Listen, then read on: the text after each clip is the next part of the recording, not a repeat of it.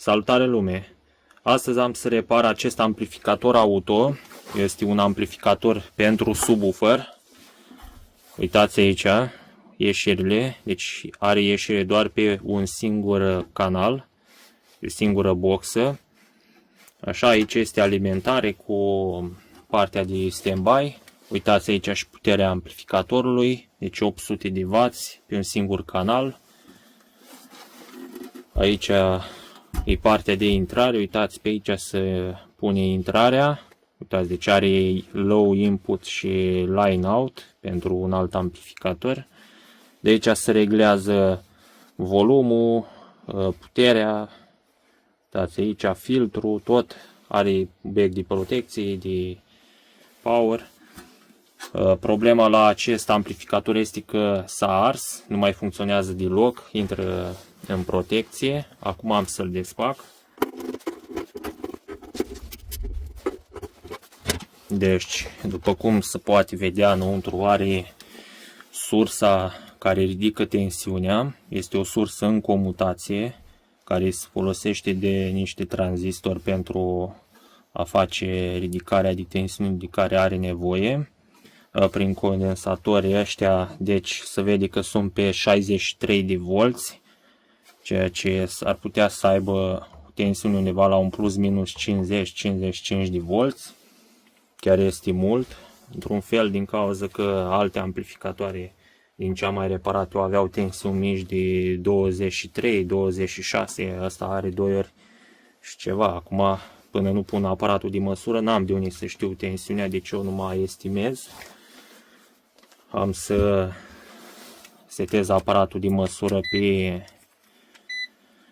buzzer, deci buzzer sau pe diod, dar am să pun pe diodă. Așa, să pun aici să-l puteți vedea. Deci prima dată am să măsor colectorii de la tranzistori. Uitați și voi, deci scurt circuit între colectori, la fel și pe ceilalți. Din ce văd eu aici, deci aici asta e zona de preamplificare, deci până aici, și partea asta de aici este zona de amplificare, amplificarea semnalului pe ieșire, deci este făcut prin acest modul, deci este un modul mono, după cum văd eu prefinalii ăștia, deci nu este vorba de un amplificator care funcționează în bridge, ci este vorba de un amplificator cu o masă comună. Deci GND-ul, ground-ul de la minus difuzor este cu cel de pe șasiu sau cel de pe borna minus. Dar văd că nu indică nimic, probabil că o fi ceva diferit. Cel mai probabil că borna minus de pe difuzor, care este asta de aici, ar trebui să fie comun cu minusul de pe condensatori. Da, deci este comun cu minusul de la intrare. Așa. Deci minusul de la partea asta de aici, care este pentru amplificare, este separat de partea asta de la baterie. Deci nu știu de ce a fost făcut așa, că ele oricum minusul de la intrare cu cel pe ieșire se unesc prin castofonul de la mașină. Aici siguranța a fost scoasă. Acum am să încerc să îndepărtez spinalii ăștia, am să îndepărtez pe rând cu stația de aer cald. Să văd dacă indică ceva, vreun scurt circuit, să văd, poate acum am norocul și poate nu o fi toți tranzistorii străpuni și poate o fi numai 1 sau 2.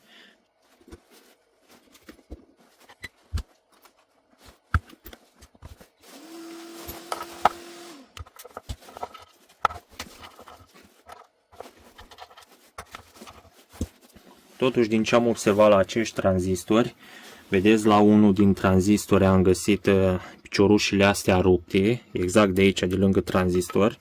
Și uitați și voi, deci placa nu a fost întărită pe dedesubt și cel mai probabil de la vibrații piciorușile astea s-au rupt.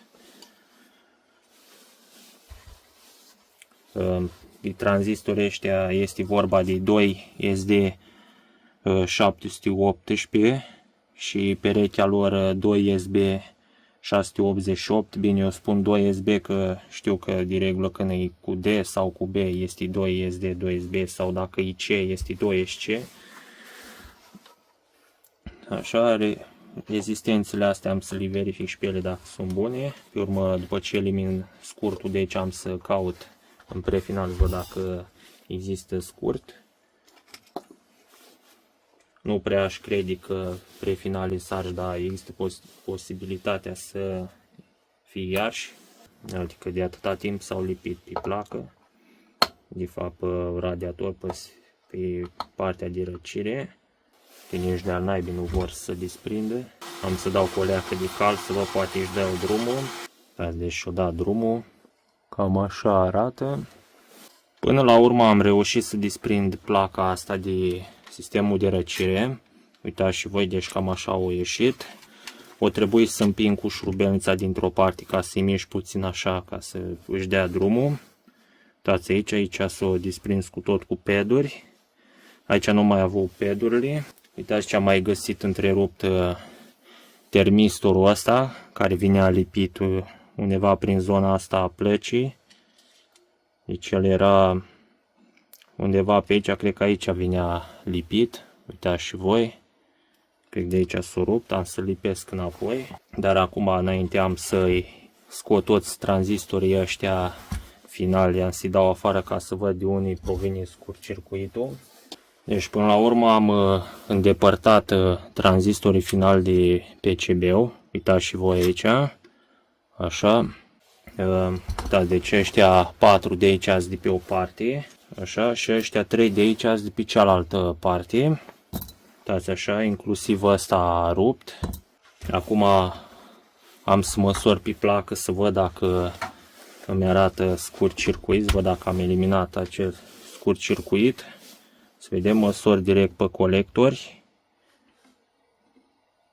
Deci aici așa. Uitați aici. Deci 600, 800. Uitați și voi cât îmi arată. Totuși, ce e ciudat aici că eu când am făcut măsurătoarea și n-am văzut, eu am făcut între colectorii ăștia doi. Și problema de aici este că ei sunt comuni. Așa, când eu trebuia să fac măsurătoarea de pe colectorul 1 cu colectorul 3, vedeți și voi. Uitați și voi ce mi indică, deci tensiunea pe aparat crește, asta fiind pe funcția diodă, deci oricum ar fi am eliminat și scurt circuitul ăsta. Am să măsor tranzistorii finali ca să fiu sigur că sunt funcționabili. Am să încep cu ăștia 3, oricum ăla rupt, nu mai am să-l recuperez, am să pun altul.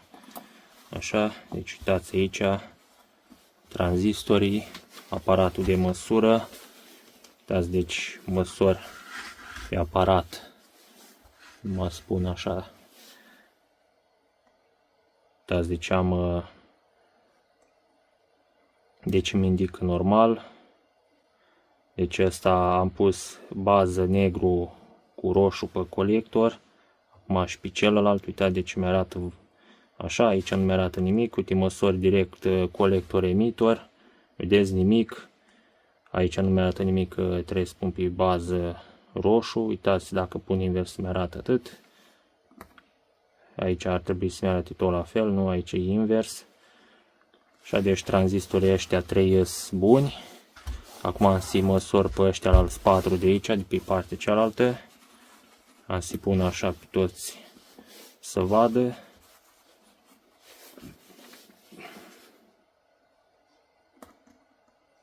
Da, și voi, aici nu am scurt.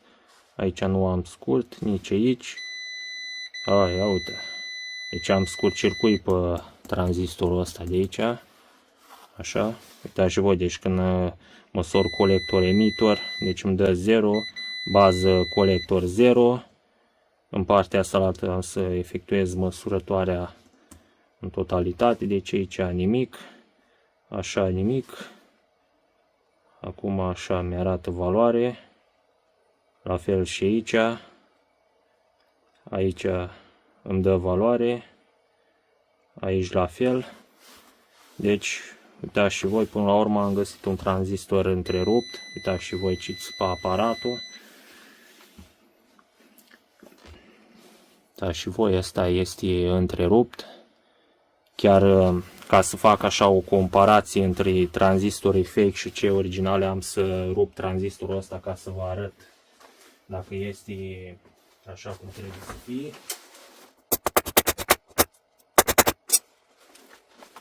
Uitați și voi cum arată tranzistorul în interior. Deci am un alt amplificator. Uitați, am placa asta de aici, am să iau piesele de pe placa asta. Uitați și voi. Deci asta e placa donatoare de piese. Am să scot 2 tranzistori de aici și am să-i pun în partea asta la altă. Chiar nu mă așteptam să fie un tranzistor întrerupt. Oricum, de regulă, când îți mai mulți spinali, tot timpul cedează ăla mai slab. Acum am să fac așa o ordine, să văd cam ce finali îmi trebuiesc. Să iau așa în mână pe toți.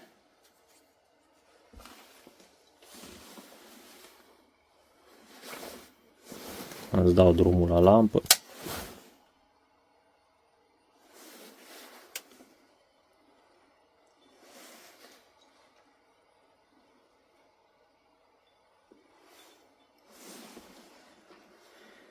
Deci, să spun așa, am 3 B-uri, nu, de fapt am 4 B-uri și 2 D-uri. Și aș avea nevoie de 2 tranzistori 2SD de pe acea placă. Deci o să trebuiască să iau tranzistorul ăsta 2SD de aici și cu ăsta de pe celălalt canal ca să pot recupera amplificatorul. Deci am scos tranzistorii aia 2, uitați și voi aici. Și nașpa că piciorușile astea sunt cam scurte și o să trebuiască să fac niște picioruși din alea mai lungi. Deci acum am să măsor diodele astea. Deci așa nu. Așa nu. Așa are, dar poate așa trebuie. Așa nu are, așa. Ia-ți văd de ce mi-arată chestia asta. Marginea asta e cu asta de aici, dar da, deci mi-arată și așa. Și așa. Cel mai probabil din cauza că vine direct în transformator și el face continuitatea prin transformator. Uitați că doar pe partea de curent continuu nu deci nu țipă, nu face nimic, dar și voi aparatul indică și cum ar încărca condensatorii. Acum am să măsor tranzistorii ăștia de tip MOSFET. 500, 506, totul pare în regulă pe partea de alimentare. Am să măsor rândul ăsta de prefinali. Uitați, deci sunt 2 rânduri de prefinali. Ăștia sunt 2 SC și 2 SA. Și pe urmă iar pe ăștia 2 SD și 2 SB, care iar înainte. Totuși, după cum pare, nu am scurt circuit pe partea asta. Deci totul are să arate normal. Până la urmă am să montez termistorul ăsta, am să-l lipesc înapoi pe placă și am să alimentez placa cu 12V. Să văd dacă îmi trimite tensiunea mai departe. Și asta am să fac prima dată înainte de a monta tranzistorii finali. Am alimentat placa, uitați aici, becul s-a aprins tot. Și acum am să măsor curentul pe tranzistori. Deci am să pun o tastă, o pun la masă, pe minusul de la difuzor și una o pun pe plusul de la tranzistor, adică pe colector. Uitați și voi, deci minus 56 de volți. Așa, și pe celălalt plus 56 de volți. Bine, 500 de milivolți vorbind. Deci cam asta e tensiunea de lucru. Deci la 2 ori 56 de volți ar trebui să am totuși, tot oricum undeva la vreo 200 și ceva de vați. probabil în 4 ohmi. Mă gândesc totuși că e stabilă și în 2 ohmi. După cum puteți vedea, am asamblat totul înapoi, mai puțin capacul de deasupra. Aici este alimentarea. Ieșirea pentru difuzor am să fac testul pe rezistența asta de 4 ohmi. Aici am intrarea. Intrarea am să o dau din acest generator de semnal. Uitați și setările făcute. Uitați și osciloscopul pornit. Prima dată să verific sursa de alimentare cu osciloscopul, să văd la ce frecvență lucrează. Așa, dar am să îl conectez la priză, la priza de la baterie.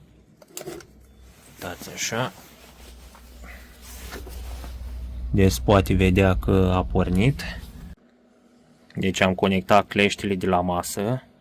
Uitați și voi. Acum am să pun pe poarta de la tranzistor. Uitați și voi cum arată unda de pe poartă. Așa.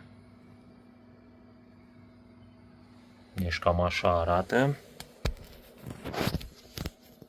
Acum am să-l mut pe alt tranzistor MOSFET. Uitați, pe alt tranzistor. Acum trec pe următorul. Așa arată. Acum mă duc la ultimul. Tot așa arată.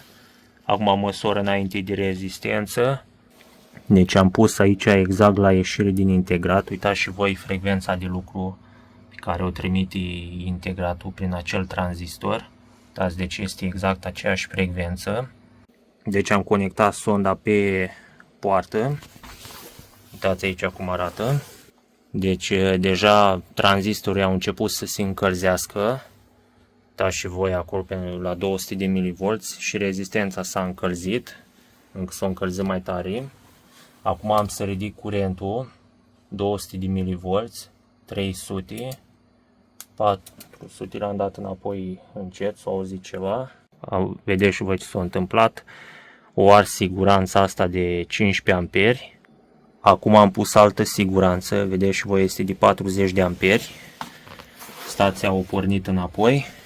Pe osciloscop îmi afișează la fel, același lucru. Acum am să pornesc semnalul. Deci am dat drumul. Am să dau mai tare. Deci uitați și voi, dacă e pe 0 V arată, dacă îi dau 100 de mV, 200, 600, deci tot scade. Acum am conectat firele de alimentare, uitați și voi, 12 V cu funcția remote. Uitați aici am pus la baterie direct și bateria este încărcată de un redresor. Așa, semnalul am să-l dau din acest generator și osciloscopul care este reglat. Așa, am pus rezistența asta de 4 ohmi. Uitați aici. Și acum am să-i dau drumul. Uitați ambele canale. Uitați, au ajuns la 30 de volți. Acum am să măresc de la 260. Uitați, 270, 280, 290, 300 de mV. Deja au intrat în clipping. Deci la 300 de mV pe intrare. Dar deja ușor încep să scadă. Acum am să pun un difuzor și o melodie din asta fără copyright.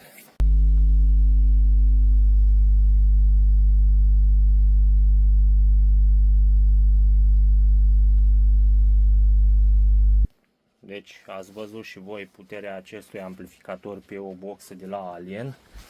Acum chiar sunt curios să văd, deci nu s-a încălzit deloc. Nu miroase ars, deci nu știu de cum difuzorul ăsta rezistă la o asemenea tensiune. Oricum difuzorul este pe 8 ohmi și cel mai probabil de asta și duce acei 40 de volți sinus. Acum urmează testul pe difuzor. Am pus o melodie fără drepturi de autor. Așa, deci ăla e difuzorul de bas.